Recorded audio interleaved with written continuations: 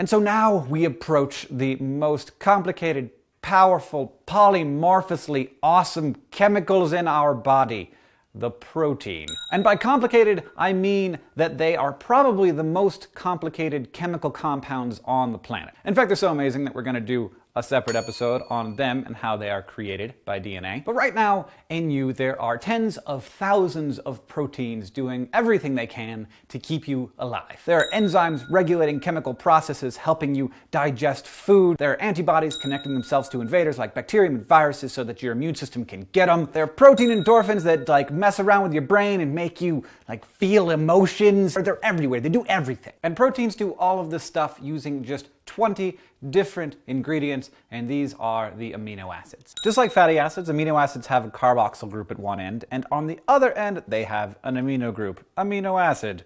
Now hey, I don't know if you noticed this, but this is the first time that nitrogen has shown up in our food. This is super important because despite the fact that nitrogen is everywhere, it's 80% of the air, we can't just pull it out of the air and put it into our bodies. We have to get nitrogen from food, and so we have to eat foods that are high in protein, like this egg, which by its very virtue, because it is all the white part is protein, it contains a goodly amount of nitrogen. Now in the middle of the amino and the acid group is a carbon, and it shares one of its electrons with good old hydrogen, and the other electron is free to be shared with R, which is just a kind of fill in the blank. We call it the R group.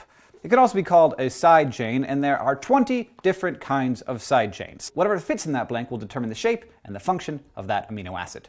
So if you put this in there, you get valine, which is an amino acid that does a lot of stuff like protecting and building muscle tissue. And if you put this in there, you get tryptophan, which may be best known for its role in helping you regulate mood and energy levels. Amino acids form long chains called polypeptides. Proteins are formed when these polypeptides not only connect, but elaborate in, frankly, really elegant structures. They fold, they coil, they twist. If they were sculptures, I would go to the museum every day just to look at them, and I'd walk straight past the nudes without even looking. But protein synthesis is only possible if you have all of the amino acids necessary, and there are 9 of them that we can't make ourselves. Histidine, isoleucine, leucine, lysine, methionine, phenylalanine, threonine, tryptophan, and valine.